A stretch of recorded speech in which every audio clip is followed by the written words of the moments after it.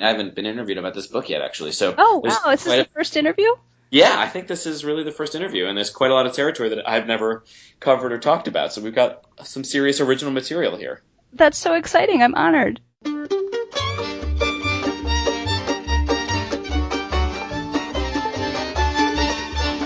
This is the Book of Life. I'm Heidi Rabinowitz. I met Adam Gidwitz at a Kidlit speed dating event held at the American Library Association convention in June 2016, and I was thrilled to learn that his medieval, magical, buddy road trip adventure novel had a strong Jewish component. When I got my copy of The Inquisitor's Tale, I devoured it, right down to the absolutely must-read author's note at the back. I'm not alone in loving this book. It won the 2017 Sidney Taylor Book Award for Jewish Children's Literature in the Older Readers category, and it was a National Jewish Book Award finalist in the Children's Literature category. I talked to Adam before he won anything, so that's not part of our conversation. Here's Adam on Skype from his home in Brooklyn. Be aware that the interview does contain plot spoilers, so if that bothers you, listen to it after you read the book.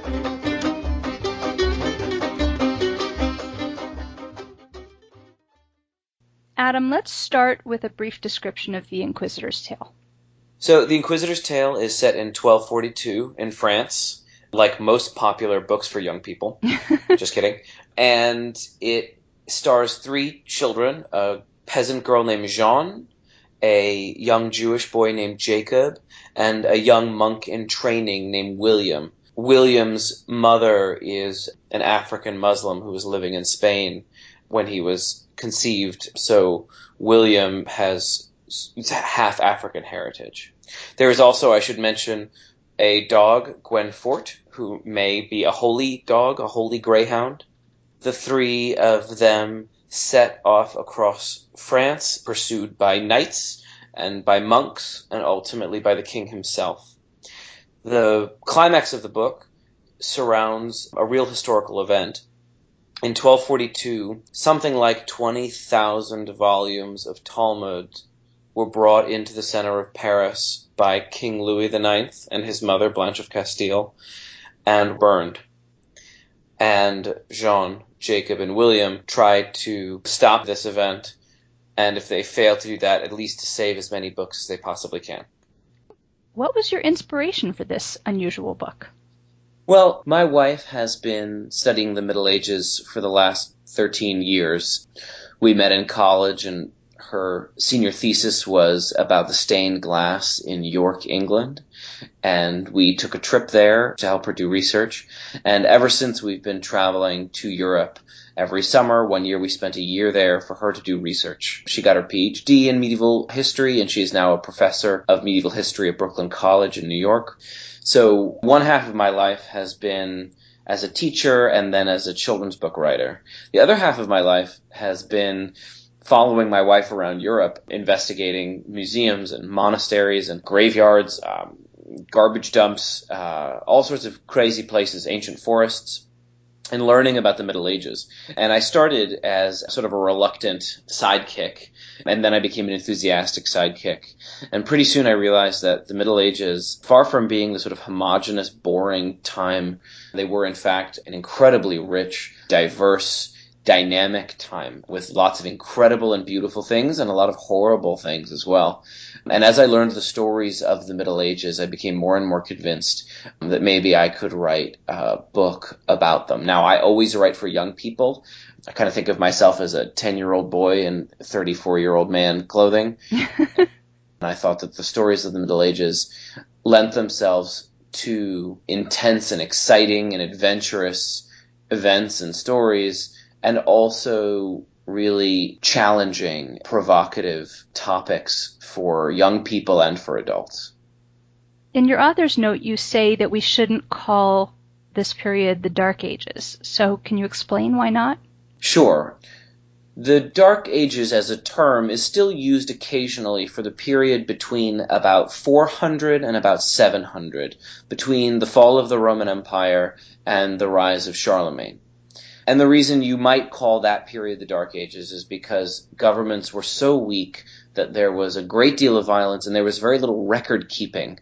And so it is dark in that we don't know a lot about what happened during that period. We know a fair amount, but the records from that period are particularly sparse. The Middle Ages themselves weren't dark at all, any more than our current age is dark. Yes, there was the Black Death at one point, and yes, there were wars of religious violence, which we still have today, but the invention of the university happened at that time. There were all sorts of scientific advances, musical, artistic advances, social advances. It was a rich and beautiful time. So to call it the Dark Ages is really to underestimate the variety and the exploration and the dynamism that the Middle Ages possessed. Okay. So speaking of your author's note, you've got this really thorough author's note at the back of the book that readers should definitely check out. It's fascinating. And you talk about some of the historical bases for the characters and some of the events in the book. So can you explain a little bit about that? Sure. The first story that I tell is a story that comes to us from a real Inquisitor's memoir about being summoned to a small village in France where the peasants were venerating a dog as a saint. And holy dogs were not okay with the Catholic Church at that time. So that's a cool story. And so I took that one and I put it in my pocket. And then there's another story about Guillaume d'Orange, William of Orange, we would translate that, but it's not the William of Orange who became King of England much later. This was a 9th century Paul Bunyan-like figure. There are these hilarious and very bloody stories about him. There's one in which these guys are trying to kill him and he takes their heads and he smashes them together and the heads explode, which sounds like something out of a over-the-top horror film from today, but they thought that was funny even in the 9th century, it turns out. So then I took that and put that in my pocket too, and that became the basis of the character William. I felt like it was really important to try to give the reader a sense of what I made up and what I stole. And what I stole from the historical record and from the literary record were ideas, the germs of stories. What I created was the adventure, the journey, the characters, their emotional worlds, what they care about, and then the thematic conversations in the book. But all of that stuff is hanging on the scaffolding of either real historical events. For example, when King Louis IX loses the holy nail that was supposedly one of the nails that kept Jesus on the cross, and he loses it. That really happened, so that's in the book. When he loses the nail, and then when you said he loses it, you meant when he has a meltdown. He does, and there is a historical manuscript written by one of his companions, who is also in the book, Jean de Joinville, and he describes King Louis falling on the ground and crying and smacking his hands and beating his head against the stones. He has a tantrum. He throws a tantrum when he loses the holy nail. So how do you not have that in the book? But to have that in the book, you need to have rich characters. King Louis needs to be imagined in a rich way, and Joinville, who's with him, and the children. So I take the scaffolding of real historical events or legendary stories from the Middle Ages, and then try to hang a rich world around it. And that rich world comes from my experience helping my wife do her research over the last decade and a half. Was there anything interesting you learned that didn't make it into the book? So many interesting things. Every time I got an idea for a scene, I would run it by my wife before I wrote it, because she's the scholar. And she would say, oh, before you write that scene, you have to read these 3 books. And she would get them from the library, and I would have to read them. So I would read them, or I would skim them, or I would make sure that I'd gotten the relevant information out of them. I processed and digested a lot of books over the last 6 years. The writing process really took me about 6 years to write The Inquisitor's Tale. So in the course of all of that reading, there were so many things that did not make it into the book. One of my favorites, and I'm really sad it didn't make it, there is a funerary statue in the Cloisters Museum in New York, and there is a tomb sculpture of a knight lying on top of his own tomb. There's a lion at his feet to show courage. We know that he went to the Crusades, I think because of his shield, but also because of his sword. His sword is fascinating. It does not look like a typical European sword at all. It doesn't even look like a Middle Eastern sword. It is, in fact, a Chinese sword. And this knight would have gotten this sword while he was on the Crusades. It would have come across the Silk Road from China to the Middle East. He would have gotten it there and then taken it back to France and where he came from. The Crusades were horrible for many, many reasons. They were the first large-scale religious wars, at least perpetrated by Christians. But one of the cool things about the Crusades is that they really accelerated global trade. And a lot of scholars tie the beginning of the Renaissance to the global influences that were brought through the Crusades, the rediscovery of classical texts through Muslim scholarship, goods from the Far East. So this knight has a Chinese sword, and I had one of my knights have a Chinese sword and tell a whole story about how he got it, but it didn't really have anything to do with the plot, and there was so much already in the book that my editor and I tried to prune away some things that, even though I loved them, just weren't going to fit in these pages. Yeah, that's too bad, but I'm glad to hear about it. So, historical fiction sometimes imposes modern attitudes on characters who are living in the past. And your three protagonists, not counting the dog, are from different backgrounds, and they're living in a time when diversity is not celebrated, to say the least. But they become friends.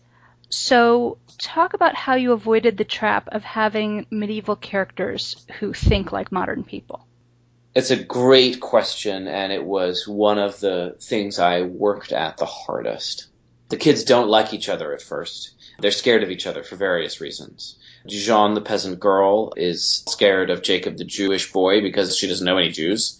And she's certainly scared of the monk because she's had a bad experience with monks in the past, sort of coming down hard on peasants for their more old-fashioned, you might say, paganistic rituals that have survived into their Christianity. So she's scared of those two. Jacob, the Jewish boy, is terrified. He's with two Christians, and his village was just burned down by some rowdy Christian adolescents. And that's why he's on the run. William is fascinated to meet a Jew in person. He's read Jewish texts, but he's never met one.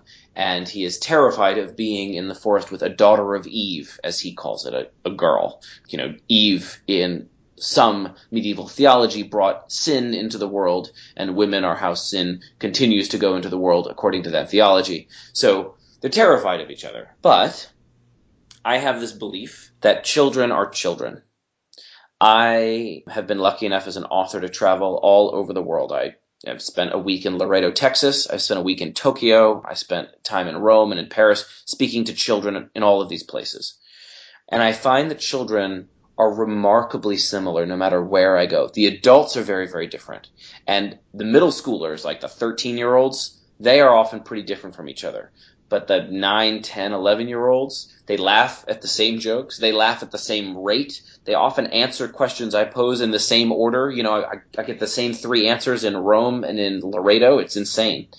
And so while on the one hand I wanted these 3 kids to bring all of the biases and prejudices that their world and their respective worlds would have had, I also wanted them to reflect the reality of kids, which is that if you're alone in a forest with 2 other kids and one of them makes a joke and it's actually kind of funny, you laugh and you kind of want to be their friend. If they express care about how you're doing, then that matters. We are all humans, and they are particularly kids. So that's the balance I tried to strike. I hope that worked for you. Yes, it did for me. Good. The line between being a good guy and a bad guy is not stable in this story. There are bad guys with motives that they think are good. There are good guys who become bad guys, but then they regret it. The kids are seen as good by some people and bad by others. So, as a storyteller, how do you see the whole good guy, bad guy concept? That's a really astute observation. The book I wrote before, The Inquisitor's Tale, was Star Wars: The Empire Strikes Back, so you want to be a Jedi. And so I was dealing specifically in black and white, you know, the dark side versus the Jedi Force. This book, which I started writing before the Star Wars book, even though the Star Wars book came out first, I didn't want to do that. I was trying to write a realistic historical fiction novel with magic and legendary elements. One of the themes of the book is that human beings are complex and complicated, and nobody is evil. There are characters who do very, very evil things, and yet I try to pull the curtain back on them just a little bit so you hear their wry joke to their son in the case of Blanche of Castile, or you understand their motivation in the case of the abbot. It's a tough thing to do for kids, but I'm not trying to teach kids about it. I just wanted that world to be that way, and kids could feel it as deeply as they're capable of feeling it. There are two inscriptions at the front of the book, and one of them is from a W.H. Auden poem, As I Walked Out One Evening. And the inscription reads, "You shall love your crooked neighbor with your crooked heart." And if there were a modern day commandment, I mean, I'm still cool with the biblical commandments, but if we needed a new one, I would say that would be it. All of us have crooked hearts, and we must love our crooked neighbors with them as crooked as we and they both may be. Excellent. You are Jewish yourself, is that right? Yes. So in writing this story about Christianity, Islam, and Judaism, how did your own identity affect the project? Do you think you would have written the book differently if you were not Jewish? Yes. I didn't know I was going to have a Jewish character for a while. I was sketching out the book with Jean, with William. But when I was in France with my wife on one of these many trips, we went to the Museum of Jewish Culture and History, I think it's called, in Paris, in the Marais, which is the historical Jewish district of Paris, looking at the various exhibits. And we came to a small plaque, and the plaque read, "We have no Jewish medieval manuscripts because in 1242, King Louis, also known as Saint Louis, collected 20,000 of them and burned them in the center of Paris." And when I read that just tiny plaque amid this otherwise large and inspiring museum, it was like being punched in the gut and the face at the same time. I was staggered. I went home and I just couldn't get out of my head because you think about the context. Books in the Middle Ages were not printed, right? There were no printing presses. Every book not only was written out by hand, but they didn't have paper. They used parchment in the Middle Ages in Europe. So an animal had to be killed. The hide had to be tanned. The tanned hide had to be cut. It had to be bound together. The ink had to be made by hand. And then it had to be written out. Even the copying out of the book would have taken 2 or 3 years. The entire process would have taken more years than that. And so a single book was years and years of work. 20,000 books, Talmuds mostly, is inconceivable. The amount of work, the amount of love, the amount of resources that were just burned.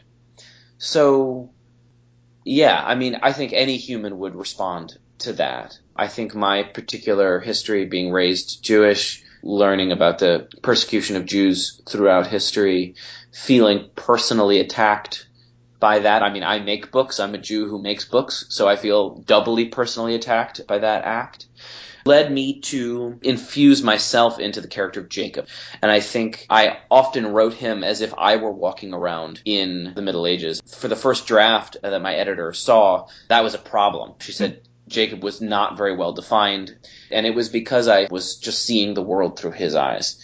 There's a technique I use in the book where each chapter is narrated by a different character who's not one of the main characters. And part of the reason I did that was to get out of Jacob's head, and identified most with Jacob because he was a Jewish boy living in a scary world. The reviewer Betsy Bird calls the Inquisitor's tale game-changing in the review she wrote on her blog at the School Library Journal website. So what do you think of that, and what game would it change?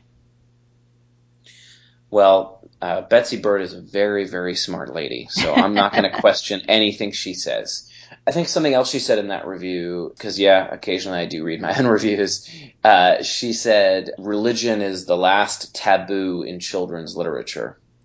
You know, there are plenty of books about the Holocaust. There are books in which a family is religious. But to take on religious belief, to have 3 children, each of them a protagonist, each of them with a different view on what God is, with their own answers to the problem of evil. One of the things that the kids really deal with in the last third of the book is, why do bad things happen to good people? To take that on in a kid's book, it doesn't happen very often, that's for sure. I tried to do it in a way that allowed the reader to make his or her own conclusions. The kids don't even agree with each other by the end, and so the reader won't necessarily come to one conclusion. So if the game is children's literature, maybe we've changed it by introducing a more honest, forthright, and thorough debate of different religious perspectives. Okay. And actually, I would recommend that people read that review. I'll link to it in the show notes because it was a really interesting discussion of the book. She is a smart person. Yeah. Are you working on anything else? Yes, I have a series of books for younger kids, sort of 7 to 10-year-olds, coming out in about a year. Couldn't be more different in that it is light and fun. It's called the Unicorn Rescue Society. It takes on some interesting cultural issues, but mostly it's just a lot of fun. Okay, cool. Is there anything that I haven't asked you that you would like to talk about? Food, because I love talking about food. Great. Epoisse is a real cheese. It makes an appearance in the book, and Jean eats it, and it does smell as disgusting as I, describe it in the book. We once bought some Epoisse when we were living in Normandy, even though it's from Burgundy, and we went out to get some fresh bread to eat with it, and we came back, and we were convinced that an animal had died in our apartment. We were sure of it because we used to have mice dying in that apartment, and so we were looking all around for the dead mouse, and then we realized it was just the cheese that we had purchased, and which we then devoured because it is delicious once you get past the fact that it smells like you're being punched in the face. Wow. So try it, Epoisse. Okay. Well, on that note, Adam Gidwitz, thanks so much for speaking with me. Thank you so much. Books have dedication pages, and libraries have dedication plaques. The Book of Life podcast has dedications too. Here's a dedication for our next episode. Hello, this is Leslie Kimmelman, the author of Everybody Says Shalom. I'll be joining you soon on the Book of Life podcast. I'd like to dedicate my episode to my family, especially my daughter Natalie, who had just recently returned from a trip to Israel when I began writing. A special shout out too to my wonderful illustrator, Talitha Shipman.